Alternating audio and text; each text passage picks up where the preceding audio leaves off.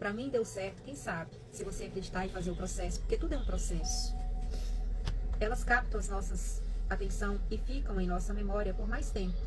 Os incrédulos provavelmente perderiam o interesse de você começar a citar teólogos, mas têm uma curiosidade natural sobre experiências que nunca tiveram. Histórias compartilhadas criam uma ponte de relacionamento por onde Jesus pode atravessar de seu coração para os corações das outras pessoas. Outro mérito do testemunho é o fato de ele contornar as defesas intelectuais. Muitas pessoas que não aceitariam a autoridade da Bíblia irão dar ouvidos a uma modesta história pessoal. Foi por isso que, em 6 ocasiões distintas, Paulo usou o seu testemunho em vez de citar as Escrituras. E a Bíblia nos diz: estejam sempre prontos para responder a qualquer pessoa que pedir que expliquem a esperança que você tem. De onde vem a sua fé? De onde vem a sua força em meio a tantas tribulações, em meio a tantas provações? Contudo, façam isso com mansidão e respeito. A melhor forma de estarmos preparados é escrever o nosso testemunho e então decorar os pontos principais. Divida-os em 4 partes. Como era a minha vida antes de conhecer Jesus? O segundo passo. Como percebi que precisava de Jesus e que por mim só eu não poderia dar o próximo passo? Como comprometi a minha vida com Jesus? O que eu tenho feito para levar o seu legado adiante? E o 4º passo. A diferença que Jesus faz na minha vida, no dia a dia, em tudo que eu faço, por onde eu vou, no meu deitar, no meu levantar, no meu caminhar. Qual é a diferença de Jesus na minha vida, na sua vida? Você, logicamente, tem muitos outros testemunhos, além do relato da sua própria salvação. Você tem um relato para cada experiência na qual Deus o auxiliou e orientou e sustentou. Você deve fazer uma lista de todos os problemas, circunstâncias e crises das quais Deus o salvou. Então, seja sensível e utilize o relato que melhor lhe relacione com o seu amigo incrédulo. Situações diferentes pedem testemunhos diferentes. Sua mensagem de vida inclui suas lições de vida. A segunda parte da sua mensagem de vida são as verdades que Deus lhe ensinou a partir de suas experiências com Ele. Tudo aquilo que você tem vivenciado, que você tem ouvido Deus falar ao seu coração, quais são as mensagens, quais são as chaves que Deus tem te revelado. Hoje a gente não fala mais insights, né? São os downloads. Quais são os downloads do céu que Deus tem aí baixado no seu arquivo mental, nas suas emoções, no seu sentir? Existem lições e discernimentos que você aprendeu sobre Deus, sobre relacionamentos, sobre problemas, sobre tentações e sobre outros aspectos da vida. E Davi orou: Deus, ensina-me as lições da vida, para que eu me mantenha no curso dela. Deploravelmente, muitas vezes, deixamos de aprender com várias coisas que nos acontecem sobre os israelitas, por exemplo. A Bíblia nos diz: repetidas vezes Deus os resgatou, mas eles nunca aprenderam, até que, finalmente, seus pecados os destruíram. Você provavelmente já conheceu pessoas assim. E por que isso acontece? É como Paulo diz: o bem que eu quero fazer, esse eu não faço, e o mal que eu não quero fazer, esse eu acabo fazendo. Parece que tem uma força que te puxa. Mesmo você tomando conhecimento dos seus atos que são prejudiciais, como nos vícios, como no cigarro, nas drogas, na bebida, isso é prejudicial. E por que mesmo assim você continua fazendo? Porque sim, eu acredito que as pessoas que vivenciam tais situações, elas têm consciência dos prejuízos que isso lhe trará a curto e a longo prazo para a sua própria vida. E não é só para a sua vida em si, mas é para a vida, muitas vezes, conjugal, relacionamento, da família, dos filhos. Porque qual é o filho que se sente bem ao ver um pai chegar embriagado, dia após dias, semanas após semanas? Ah, mas ele tá pondo a comida na mesa.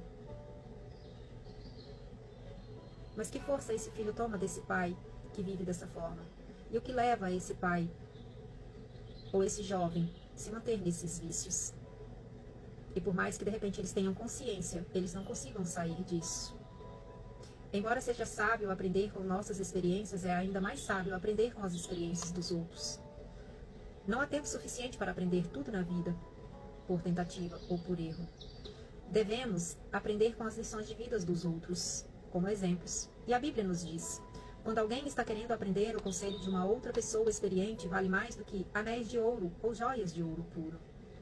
Porque geralmente a pessoa que estará ensinando determinada situação, ela sabe o caminho que ela já percorreu para vencer.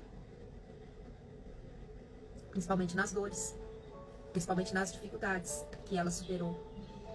Ela sabe o caminho e pode te orientar. Escreva as principais lições de sua vida que aprendeu para que possa partilhá-las com os outros. Devemos ser gratos a Salomão por tê-lo feito, pois ele nos deu os livros dos Provérbios e de Eclesiastes, os quais estão repletos de lições práticas na vida. Imagine quantas frustrações inúteis poderiam ser evitadas se aprendêssemos com cada lição que a vida das pessoas que nos cercam nos trazem. Pessoas maduras desenvolvem os hábitos de atrair lições das experiências do dia a dia, e elas extraem essas lições para passar adiante. Eu o encorajo a fazer uma lista de suas lições de vida. Você não deve ter tido a oportunidade de ponderar a respeito delas, a menos que as tenha anotado. Eis algumas perguntas para cutucar a sua memória e fazê-lo, porque muitas das vezes tudo aquilo que nós vivenciamos vão ficando armazenados em camadas. Toda a história de vida, tudo que nós vivenciamos, todas as experiências vão ficando ali armazenadas em camadas. E muitas das vezes, em alguma dessas camadas, podem haver feridas emocionais, que hoje, na vida adulta, ou amanhã, mais adiante, ou atrás, você pode ter vivenciado situações das quais gatilhos acionaram. Não foram os mesmos fatos, os mesmos acontecimentos, mas gatilhos. Muitas das vezes um som, um cheiro, um sabor, pode arremeter a uma ferida lá do passado que ficou no seu inconsciente. Então, quando você traz isso à tona e olha, dá um novo significado, um novo olhar, ressignifica essa dor, você consegue sim se desprender dela para que um novo gatilho não venha acioná-la ali na frente. E aqui as perguntas são as seguintes: o que Deus me ensinou com o fracasso? O que Deus me ensinou com a falta de dinheiro? O que Deus me ensinou com a dor, com a tristeza e com a depressão? O que Deus me ensinou pela experiência? O que Deus me ensinou com a doença? O que Deus me ensinou com a decepção? E o que eu aprendi com a minha vida, com a minha igreja, com os meus relacionamentos, com meus grupos pequenos de amigos e com os que me criticaram, que me julgaram? Porque sim, infelizmente, principalmente servir a Cristo é estar certo sim de que vai ser apedrejado, de que vai ser julgado, de que vai ser criticado. Porque a primeira coisa que o seu irmão cristão está de olho é no seu comportamento. Ó, olha lá o fulano, ó, tá usando uma roupa que não deve, tá postando foto de biquíni na praia, ou tá tomando uma cervejinha. Sim. Julgamentos. Tô dizendo que é certo, gente? Não. E aqui também não há questão de certo ou errado. Eu tô apontando a questão do aponto o dedo para um e esqueço que tem 4 contra mim. Tudo aquilo que eu julgo, que eu critico no outro, principalmente se for entre família, eu acabo repetindo de volta para mim. Isso é muito sério. Sua mensagem de vida inclui partilhar as paixões que Deus lhe deu. Nosso Deus é um Deus apaixonado. Ele ama apaixonadamente algumas coisas e apaixonadamente detesta outras coisas. E à medida que você se aproximar dele, ele lhe dará uma enorme paixão por algo que realmente importa a ele, de modo que você possa ser seu porta-voz no mundo. Pode ser uma paixão por um problema, por um princípio ou por um grupo de pessoas. O que quer que seja, você se sentirá compelido a falar a esse respeito e a fazer o que estiver ao seu alcance para mudar a situação. Você não consegue deixar de falar sobre aquilo que mais lhe importa. E Jesus disse: o coração do homem determina o que ele fala. E 2 exemplos disso são: não posso mais aguentar, eu preciso pôr para fora, eu preciso me esvaziar. É se esvaziar a cada dia cumprindo a sua missão no dia. Porque não nos preocupeis com o amanhã, mas façamos também o hoje. O que nos compete da nossa missão hoje é fazer X, eu vou me esvaziar desse X que eu tenho para entregar hoje. Porque senão isso acaba gerando ansiedade. O que eu tenho que fazer. Então é começar a se programar. O que eu preciso entregar hoje? Eu dou conta? Então vai, entregue. Deus dá a algumas pessoas o ardor para defender uma causa. Geralmente um problema que foi sentido na pele, como uma violência, como um vício, como uma esterilidade, como a depressão, como uma doença ou como alguma outra dificuldade. Algumas vezes Deus dá às pessoas uma paixão para falar em nome de grupos que não podem falar por si só. O que ainda não nasceram, os perseguidos, os pobres, os encarcerados, os maltratados, os desprovidos e os que não tiveram direito à justiça. E a Bíblia está cheia de orientações para defendermos os indefesos. Deus usa pessoas apaixonadas para impulsionar o seu reino. Ele poderá lhe dar o ardor de começar novas igrejas, fortalecer famílias, financiar traduções da Bíblia ou treinar líderes cristãos. Você pode ter recebido uma paixão dada por Deus para alcançar determinados grupos de pessoas como o Evangelho. Homens de negócios, adolescentes, estudantes, estrangeiros, jovens, mães, ou os que praticam determinado esporte ou passatempo. Se você pedir a Deus, Ele fará o seu coração arder por um país ou por um grupo étnico específico que precise desesperadamente de um vigoroso testemunho cristão. Deus nos dá diferentes paixões para que se concretize tudo o que Ele quer que seja feito no mundo. Porque ninguém tem como dizer tudo. E nem deve.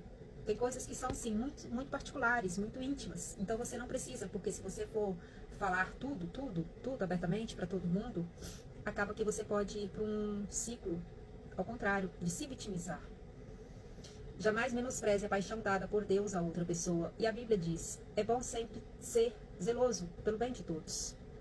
A sua mensagem de vida inclui as boas novas. O que são as boas novas, afinal? Ou o Evangelho? No Evangelho é revelada a justiça de Deus. Uma justiça que no princípio ao fim é a fé. Do princípio ao fim, do início ao fim, a base é o que? A fé. Vá, a tua fé te curou, a tua fé te salvou.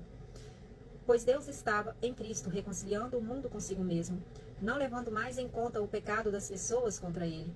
Essa é a maravilhosa mensagem que Ele nos deu para contar aos outros.